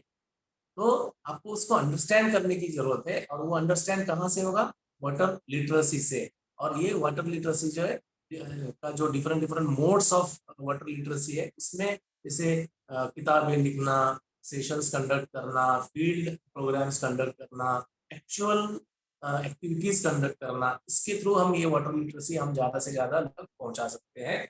हम अपनी कैपेसिटी के हिसाब से कोशिश कर रहे हैं, हर एक आदमी जो है अपने अपने तरीके से कोशिश कर रहा है।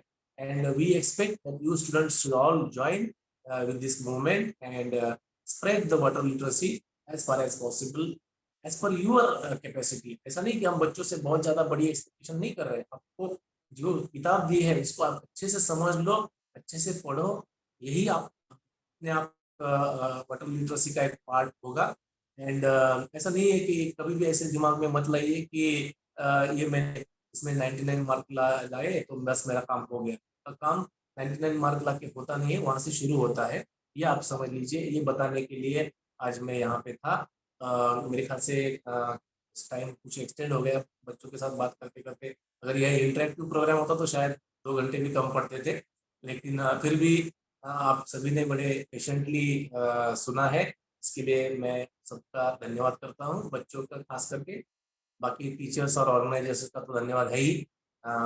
बच्चों से अगर कुछ उनके डाउट्स है, कुछ क्वेश्चंस है, और here if it is possible to interact और कुछ सवाल पूछना पॉसिबल है, देन आई वेलकम इट। ठीक है, और if it is not possible in online session, then I will expect feedback from the students. जो स्टूडेंट्स है उनकी तरफ से मुझे फीडबैक मिले तो मुझे खुशी होगी।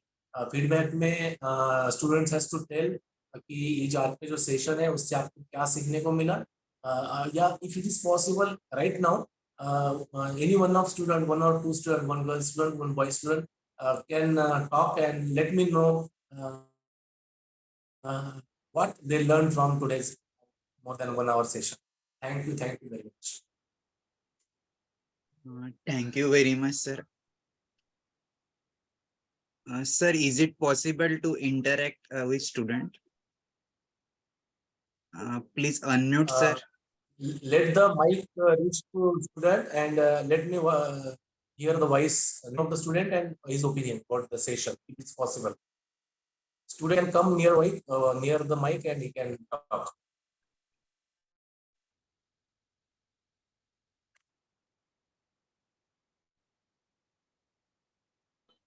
जी sir, Please. Please unmute and ask student to share their opinion.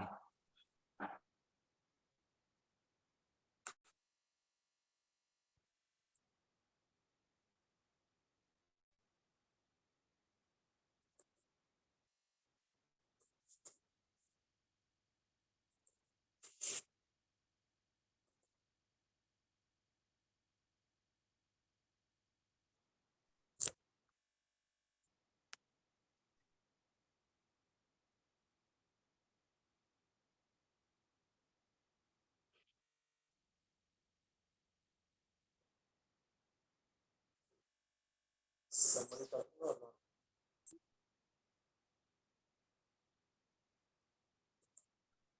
Sir, please unmute and interact with students, sir. Hello.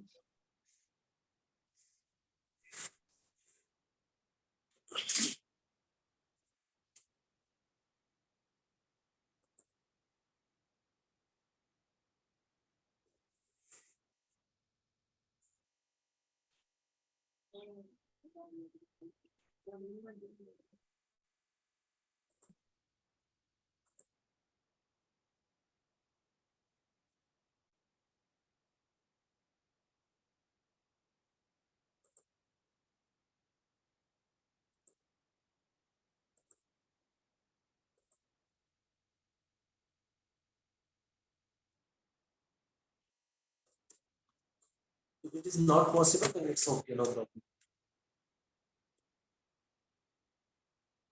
Just 1 minute, sir. I call him.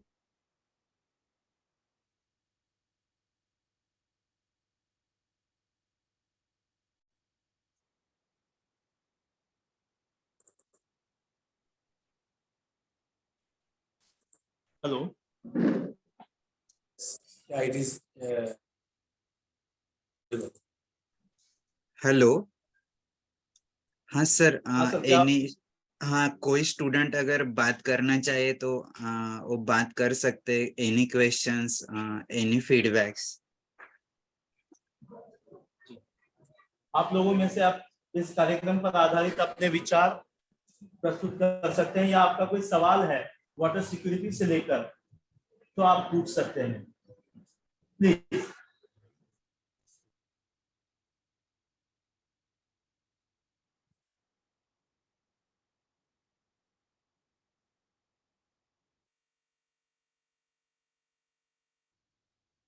You can talk from there itself. It's very much audible.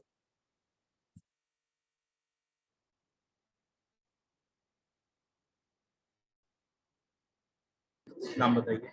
Sir, my name is Girish Bargujar from class 9th. मेरा question ये है कि भारत के कुछ metro cities में पानी की कमताई क्यों है? कमताई क्यों है? क्या कर सकते हैं? मैं इसका जवाब देना चाहता हूँ. You can sit and at your place. No need to come very near to camera. From there also I can hear you. So answer is आपको पता है ना, जैसे आपके घर में आपके पापा जॉब करते होंगे और उनको एक फिक्स अमाउंट ऑफ सैलरी होगा, पक्का. और वो सैलरी जो है उसमें से कुछ पार्ट जो है वो घर में खर्च करते होंगे. अपना जो सामान लगता है, कपड़ा लगता है, जो आपकी जरूरतें होती है उसके लिए वो खर्च करते हैं, ठीक है. सम पार्ट दे वो कहीं इन्वेस्ट करते हैं या सेव करते हैं फॉर द फ्यूचर नीड्स, ठीक है. अगर एज अ सन, अगर आपको सपोज पता है कि मेरे पापा को some 1 lakh rupees salary है, and if you ask him or you and your entire family members, अगर सब लोग अगर 1 लाख रुपए से ज्यादा खर्चा करेंगे तो क्या हो जाएगा? पापा कहाँ से लाएंगे? उनका तो 1 लाख की इनकम है, उससे ज्यादा तो नहीं ला सकते, ठीक है. सो इसमें समझने की बात क्या है? So you have to understand what is the exact income. अगर आपको पता है कि मेरे पापा की सैलरी इतनी इतनी है, उनको उसमें से इतने पैसे सेव करने पड़ते हैं, इतना पैसा हमारा जो डे टू डे नेसेसिटीज है उसके लिए जरूरी है, then naturally if you understands the situation you will not ask for the easy expenses. मतलब आप कुछ ऐसी चीजों के एक्सपेक्ट नहीं करेंगे पापा से. पापा का जो इनकम है उसमें रहते हुए आप करेंगे. दैट मीन्स कोई भी चीज को समझने के लिए आपको एग्जैक्ट उसकी जो क्या कहते हैं ना, उसकी जो वैल्यू है वो मालूम होनी चाहिए. जैसे अभी आपने पूछा कि मेट्रो सिटीज में पानी की किल्लत कितनी है, तो metro city is a family, और उसके अंदर जो फैमिली में जैसे हमारे घर के अंदर फैमिली रहते हैं, तो मेट्रो सिटी के अंदर जितनी भी पॉपुलेशन है आर द फैमिली मेंबर्स. अब उन फैमिली मेंबर्स को कितना पानी चाहिए, वो कहाँ से आता है? डैम से आता है. वो डैम कितना बड़ा है, उसमें कितना पानी रहता है, उतने अगर समझो हमारे डैम में सपोज एक डेली हमको 1 TMC पानी मिल रहा है, ठीक है. 1 TMC पानी में हमारा सिटी का पॉपुलेशन 40 लाख है. 40 लाख में हर एक आदमी अगर 250 लीटर 300 लीटर पर डे अगर पानी यूज करेगा तो वो 1 TMC में होगा उसका? नहीं होगा. वो कैलकुलेशन अगर हमको मालूम ही नहीं होगी, अगर मुझे पता नहीं है कि हमारे डैम से हमारा सिटी के लिए कितना पानी आ रहा है, हमको मालूम ही नहीं है, और मैं नहाने के लिए मम्मी को बोलता हूँ नहीं मेरे को और एक नहीं होता, मेरे 2 बकेट चाहिए, 3 बकेट चाहिए. अगर आप ज्यादा पानी इस्तेमाल करेंगे तो क्या होगा कि जो अदर फैमिली मेंबर्स हैं उनको पानी नहीं मिलेगा, एंड वो पानी की कमताई है. तो आपके क्वेश्चन का रिप्लाई ये है कि सिटीज में, खास करके मेट्रो सिटीज में पानी की कमताई इसलिए है क्योंकि वहां पे exact availability of the water and the usage of water ये प्रोपोर्शनेट नहीं है, because that proportion has been disturbed. अगर पानी डैम से हमको कम आ रहा है तो हमें कम यूज करना चाहिए, अगर डैम में ज्यादा है तो हम ज्यादा यूज कर सकते हैं. अगर हमें पता ही नहीं है कि डैम में कितना पाना है तो हम कितना भी यूज कर रहे हैं, उसकी वजह से कमताई आ रही है. इसलिए हमको क्या करना पड़ेगा, उसके ऊपर उसका उपाय क्या करना पड़ेगा? What is the solution? पहले एक तो सप्लाई साइड यानी कि एक डैम में पानी नहीं है और डैम बनाने की कोशिश करनी चाहिए, और डैम में पानी ज्यादा है यह कोशिश करनी चाहिए. अगर डैम बनाने के लिए जगह ही नहीं है या डैम बना भी दिया तो उतना बारिश नहीं होता है, तो क्या करेंगे? हमारी नीड्स कम करनी चाहिए, हमको कम पानी यूज करना चाहिए, जो यूज किया हुआ पानी है उसको रिसाइकल करना चाहिए. So that is all about the water security. So यह वाटर सिक्योरिटी सब्जेक्ट ही इसलिए है कि आपको यह समझ में आना चाहिए कि पानी की कमताई क्यों है और उसके ऊपर उपाय क्या होना चाहिए. I hope you understand the answer. Thank you. Thank you, sir. And the student can ask from there itself. Don't think. Yes. Student also able to get. एक छात्रा आपसे और एक सवाल पूछना चाहती है सर. Yes. सर मैं शिप्रा चक्रवर्ती कक्षा 10 आप से. एंड से बहुत पास में हो, थोड़ा पीछे जाओ थोड़ा. हाँ बस ठीक है. सर जैसे कि हम सिटीज में रहते हैं तो वाटर हार्वेस्टिंग के क्या थोड़ा options लाउडली. हैं? जी. नहीं समझ. तो वो ये पूछना चाहती है कि जैसे वो सिटीज में रहते हैं तो सिटीज में हर तरफ कंक्रीट के रोड्स वगैरह सब बिछा हुआ है, तो वाटर हार्वेस्टिंग के लिए सिटीज में क्या ऑप्शंस हो सकते हैं? बता दो. ठीक है. This is again related with जो मैंने अपने सेशन में आपको रिगार्डिंग ड्रॉट एंड फ्लड बोला था, जो हाइड्रोलॉजिकल साइकिल होता है। हाइड्रोलॉजिकल साइकिल इसीलिए मैंने इनिशियली बहुत ज़्यादा विस्तार से एक्सप्लेन किया था। हाइड्रोलॉजिकल साइकिल में क्या होता है कि जब बारिश होती है तो एज अ ग्रेविटी रूल, एक तो वो जमीन के अंदर जाने की कोशिश करती है या जमीन से ऊपर बहने की कोशिश करती है। जमीन के अंदर वो कितना जा सकती है, जितने जितना उस फॉर्म जो जितना वो फॉर्मेशन अलाउ करता है, और जमीन के ऊपर वो कितना बह सकती है जितना चैनल या उसको रास्ता मिल जाता है। सिटीज में क्या होता है, ये दोनों चीजें कम हो रही है। एक तो नदी के या पानी के बहने के जो रास्ते हैं वो रास्ते कम हो रहे हैं। जैसे पहले सिटीज में बहुत सारे छोटे मोटे स्ट्रीम्स हुआ करते थे और वो स्ट्रीम्स नदी में जाते थे। अब वो क्या हो गया, स्ट्रीम्स बंद हो रहे हैं। स्ट्रीम को छोटे छोटे स्ट्रीम होते हैं तो उसको बंद करके उसके ऊपर कंस्ट्रक्शन हो रहा है, बिल्डिंगें बन रही है, रोड्स बन रहे हैं, तो रास्ते कम हो गए। तो पानी कहाँ जाएगा, जो गिरेगा तो रास्ते पर से ही बहेगा। ठीक है, एक तो वो है। दूसरा ये है कि जमीन के अंदर जाने के रास्ते भी बंद कर दिए हैं, कंक्रीटाइजेशन हो गया है, रोड्स हो गए हैं, वो भी बंद हो गए। So these are the two reasons the flood situation occurs. Now what is the remedy? अब आपको रीजन समझ में आ गया कि पानी को जमीन के अंदर जाने के लिए या जमीन के ऊपर से बहने के लिए जो उसका मार्ग होता है, जो उसका वेज होते हैं, वो वेज बंद हो गए हैं, इसलिए पानी जमा हो रहा है या फ्लडिंग कंडीशन हो रही है। अब उसको अगर आपको उस कंडीशंस को उसको अगर आप उसका सॉल्यूशन अगर देखना चाहते हो तो क्या करना पड़ेगा? जमीन के अंदर जाने के रास्ते बनाने पड़ेंगे, जमीन के ऊपर से बहने के रास्ते बनाने पड़ेंगे। तो उसका क्या करना पड़ेगा? उसके लिए आपको आपका जो कैचमेंट है उसमें कितनी बारिश गिरती है उस हिसाब से उसको चैनल्स फिक्स कर रखने पड़ेंगे। जो लोगों ने उसको ये किया है, अतिक्रमण किया है, या जो जो स्ट्रीम्स को लोगों ने बंद कर दिया है उसको ओपन अप करना पड़ेगा, उसको वाइडन करना पड़ेगा, तब जाके पानी बहने के लिए रास्ता तैयार हो जाएगा। दूसरा क्या है, जमीन के अंदर जाने की। अब कॉन्क्रीटाइजेशन हो गया, सब कुछ हो गया, नेचुरली तो पानी जमीन के अंदर जाएगा नहीं। अब आर्टिफिशियली उसको जमीन में जाने के लिए क्या रास्ते हैं? There are certain methods like rain water harvesting वगैरह, ये मेथड्स उसमें करने पड़ेंगे। इसमें डगवेल रिचार्ज है, बोरवेल रिचार्ज है। There are certain limitations to each and every method, but wherever possible as per the scenario we have to implement all these measures. Then only whatever water which is falling in the form of rainfall, we can give way to that water underground or over the ground, but without affecting the population. Okay. Next. Sir, any questions? जी नहीं sir, बहुत विस्तार से हमने teachers का कोई question है? I would like to hear from teachers also. Teachers का regarding, because in my past programs after writing this book for the children, many teachers contacted me because my number was there, so they communicated with me and they talked with many issues. So if in your school, is there any problem or any issues in teaching water security subject? Or if any teacher wants to communicate or he wants to convey his feelings about the water security subject, then it's welcome.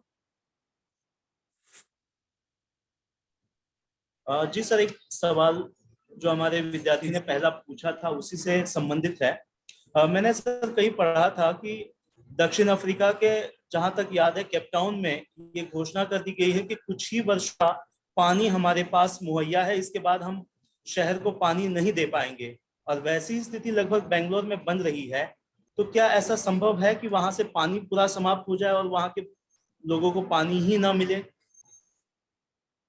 जी हाँ, ऐसा बिल्कुल संभव है। Because जैसे मैंने कहा था ना कि हम जितना पानी के बारे में जितना हम अलर्ट होंगे, जितना हम अपनी फ्यूचर जनरेशन को अलर्ट कर पाएंगे, और अगर हमारी फ्यूचर जनरेशन उससे कुछ सीख लेगी और उसकी रिमेडीज करेगी, तभी बचने का संभव है। Otherwise if you are ignorant towards all these things, then certainly such situation can arrive at any place, anywhere in India, not only the mega cities and all, but anywhere in India.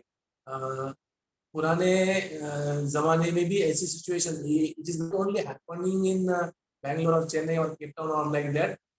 It lot of, अभी आप इसका एक प्रतीकात्मक तरीके से अगर आप देखना चाहिए, representative of all this Cape Town and Bangalore and everything, अगर आप देखना चाहेंगे तो आपको बड़े इजीली आपको दिखा, आप देख सकते हैं कि why in Maharashtra the population of the cities are increasing and villages are मतलब villages are barren like that. मतलब क्या होता है कि जो गांव के लोग हैं वो शहरों की तरफ स्थलांतर कर रहे हैं. क्यों कर रहे हैं?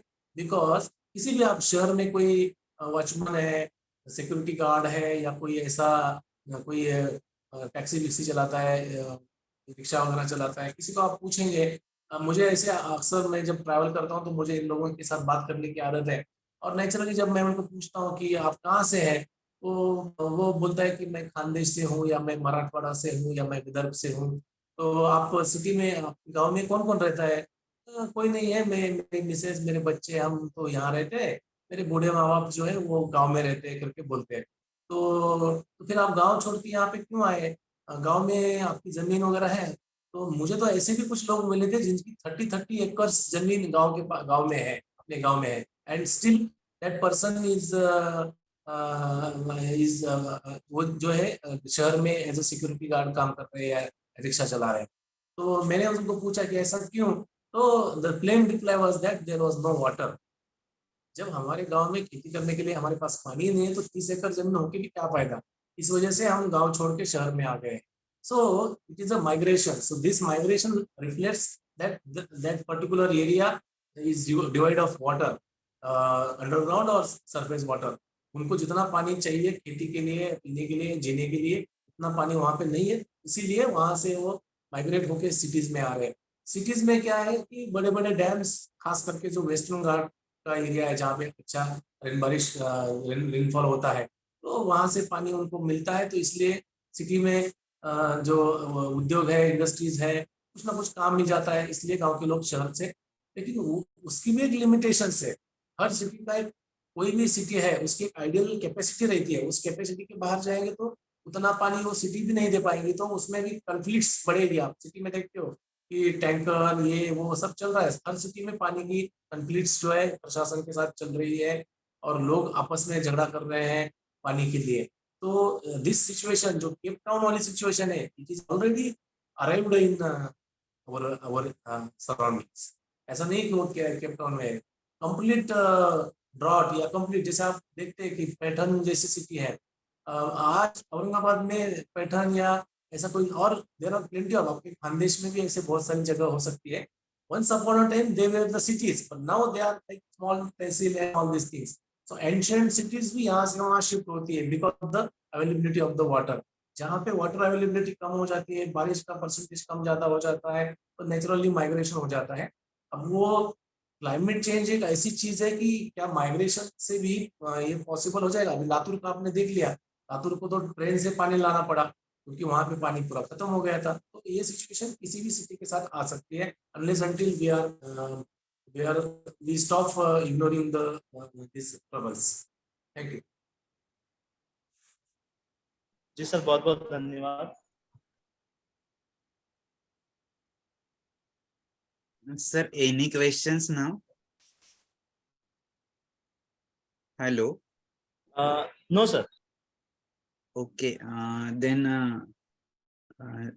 मैं ये प्रोग्राम में आखिरी बार उपेंद्र दादाजी से रिक्वेस्ट करता हूँ, एक छोटा सा मैसेज दीजिए, फिर हम एक प्रेयर से समापन करेंगे प्रोग्राम का.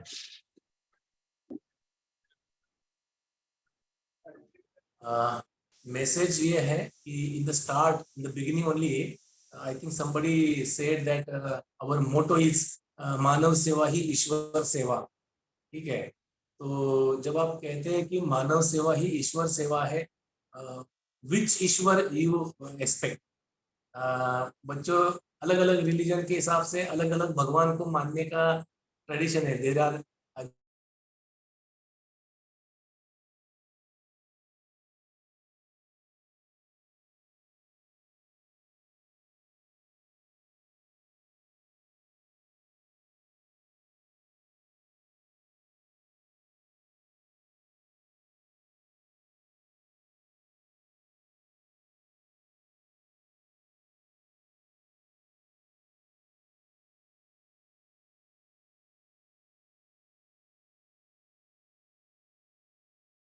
भेद नहीं करती है। तो ईश्वर तो आइडियल तो ऐसे ही होता है, ईश्वर भी किसी के साथ भेद नहीं करता है, ठीक है। अगर आप यह समझेंगे कि जिस ईश्वर की हम बात करते हैं वो ईश्वर और कोई नहीं, ये जो प्रकृति है, the environment, the nature, that itself is the God, यह आप चीज समझ लेंगे तो naturally we all will be united and we our efforts will be united. और अब हमारे एफर्ट्स भी अलग अलग नहीं होंगे, हमारे एफर्ट्स भी एक साथ होंगे, because we all will be the children of the one God. So that is why service to the God means what, क्या है, सर्विस टू द नेचर। तो आप नेचर की सर्विस करेंगे, नेचुरली वह ईश्वर की सर्विस हो जाएगी, नेचुरली वह मानव की सर्विस भी हो जाएगी, मानव सेवा भी हो जाएगी। सो मानव सेवा करना इसका मतलब ये नहीं कि मैं फलाने के काम हूँ, इसके काम हूँ। अगर आप प्रकृति के नियमों को समझेंगे, आप प्रकृति में ईश्वर देखेंगे, अपने आप में आपके हाथ से मानव सेवा हो जाएगी, अपने आप में आप औरों के लिए एक अच्छा सिटीजन बन पाएंगे। सो इसलिए प्रकृति सेवा ही मानव सेवा है, प्रकृति सेवा ही सच में ईश्वर सेवा है। यह संदेश आज इस water security for life session से आपको मिलेगा, ऐसा मैं मानता हूँ। धन्यवाद। Thank you sir. मैं आपका आपने जो कीमती समय दिया आपके काम में से, तो उसके लिए संकल्प फाउंडेशन से आपको थैंक्स कहना चाहूंगा। और मैं तो हमेशा आपसे जुड़ा रहता हूँ, आपसे सीखता रहता हूँ। इसके अलावा केंद्रीय विद्यालय के principal sir, all teachers and students, उनका भी शुक्रिया अदा करना चाहूंगा कि इतना अच्छा अरेंजमेंट उन्होंने किया। और ये हमारी कोशिश है कि जितना आपसे हम सीखने चाहेंगे, और ये आपका जो मैसेज है वाटर लिटरेसी का, जितने लोगों तक पहुंचा सकेंगे इतनी हम जरूर कोशिश करेंगे एज अ संकल्प foundation and individually me also. तो ये हमारी कोशिश जारी रहेंगी और आपसे हर बार हम ये ट्रेनिंग लेना चाहेंगे, ये आपका मैसेज लोगों तक पहुंचाने की जिम्मेदारी लेना चाहेंगे। ये बात कहकर सर आप ही अगर प्रेयर से इस प्रोग्राम का समापन करोगे तो अच्छा रहेगा। कौन सी प्रेयर करते हैं आप लोग? नो सर, एनी, कोई भी प्रेयर। एक मिनट। एक इसको हम सॉर्ट ऑफ प्रेयर बोल सकते हैं, या बच्चों के लिए एक इंस्पिरेशनल सॉन्ग भी बोल सकते हैं। एक मिनट। आपके शायद स्कूल में ये होती है कि नहीं, आई डोंट नो। इससे हम मैं कुछ पंक्तियां आपको सुना देता हूँ, ठीक है। अगर बच्चे मेरे पीछे अगर बता सके, पढ़ सके तो अच्छा है। छोटी सी प्रेयर है, इसके साथ हम एंड करेंगे। जैसे कि मैंने अभी संदेश दिया था आपको कि प्रकृति में ही हमें ईश्वर देखना चाहिए, इसी के आधार पे ये प्रेयर है। इस प्रेयर को आप ध्यान से सुने, मेरे साथ पढ़े, और बाद में इसको मैं विशाल जी या टीचर, आपकी जो टीचर है उनको भी दूंगा। अगर आपके पास ये प्रेयर है तो अच्छी बात है, अगर नहीं है तो आप उनसे ले लीजिए और देखिए कि उसको रोज आप कह सके, और उसको अपने जीवन में, अपने जीवन शैली में उसका अंतर्भाव भी कर सकते हैं, उसको अंतर्भूत भी कर सकते हैं, मतलब अपने जीवन शैली में उसको ढाल भी सकते हैं। So we will start this prayer. ईश हमें देता है सब कुछ, हम भी तो कुछ देना सीखे। ये प्रेयर का नाम है, ईश हमें देता है सब कुछ, हम भी तो कुछ देना सीखे। सूरज हमें रोशनी देता, हवा नया जीवन देती है। भूख मिटाने को हम सब की धरती पर होती खेती है। औरों का भी हित हो जिसमें, हम कुछ ऐसा करना सीखे। ईश हमें देता है सब कुछ, हम भी तो कुछ देना सीखे। गर्मी की तपती दोपहर में पेड़ सदा देते हैं छाया। सुमन सुगंध सदा देते हैं, हम सबको फूलों की माला। त्यागी तरुणों के जीवन से, हम पर हित कुछ करना सीखे। ईश हमें देता है सब कुछ, हम भी तो कुछ देना सीखे। जो अनपढ़ है उन्हें पढ़ाए, जो चुप है उनको वाणी दे। पिछड़ गए जो उन्हें बढ़ाए, समरसता का भाव जगा दे। हम मेहनत के दीप जलाकर नया उजाला करना सीखे। ईश हमें देता है सब कुछ, हम भी तो कुछ देना सीखे, प्रकृति को नमन करके, प्रकृति को ही भगवान मान के, प्रकृति हमें जो जो देती है, आज हवा, पानी, जमीन, अन्न, यह सब कुछ हमें किससे मिलता है? हमें प्रकृति से मिलता है। उस प्रकृति को का अभिवादन करके, उसको नमन करके, उसके दिए हुए नियमों का हम पालन करेंगे। और नॉट ओनली दिस, हम लोग उस प्रकृति ने हमें जो जो दिया है उससे सीख लेंगे, क्योंकि मैंने अभी थोड़ी देर पहले कहा था प्रकृति हम में भेदभाव नहीं करती, हम सबको एक जैसा देती है। तो प्रकृति हमको अगर देती है तो प्रकृति का ये जो देने का जो गुण है वो गुण हमारे अंदर भी आ जाए और हम भी लोगों को कुछ देना सीखे। यह समझ के आप ये जो प्रेयर है इसको आप अपने जीवन शैली का भाग बनाएं। इसी के साथ आज का ये जो संवाद है मैं यहाँ पे रुकना चाहता हूँ। बहुत बहुत शुक्रिया। हम यहाँ पर आज बहुत ही आपसे सीखे और ये स्टूडेंट को बहुत ही फायदेमंद रहेगा। ये जरूरी है कि वाटर सिक्योरिटी सबके लिए है, मेरे लिए क्या, आपके लिए ये नहीं तो सबके लिए, नॉट फॉर ह्यूमन बींग्स। जैसे आपने कहा कि प्रकृति के लिए भी पानी की जरूरत है, प्रकृति में जो बाकी जीव है, मछलियां है, पंछी है, उन सबको भी पानी की जरूरत है। तो उन सब के हित में भी हमें ये ज्यादा से ज्यादा वाटर सिक्योरिटी का इम्पोर्टेंस समझना होगा। ये बात कहकर मैं फिर से आप सभी का शुक्रिया अदा करना चाहूंगा कि आपने ये उपेंद्र दादाजी, आपने आपका समय निकाल कर यहाँ पर हमें यहाँ पर सिखाया, ट्रेनिंग दिया और इंटरेक्शन भी किया स्टूडेंट के साथ। केंद्रीय विद्यालय जो कि जलगांव में, उन सभी उनके प्रिंसिपल सर, टीचर, स्टूडेंट, उन सभी का भी मैं शुक्रिया अदा करना चाहता हूँ। और हम ये वेबिनार यहाँ पर स्टॉप करते। ये फेसबुक पर भी अवेलेबल है और आज शाम तक हम यूट्यूब पे भी अवेलेबल करवा देंगे, तो ताकि ज्यादा से ज्यादा लोग इससे फायदा ले सकते हैं। Thank you very much. Thank you.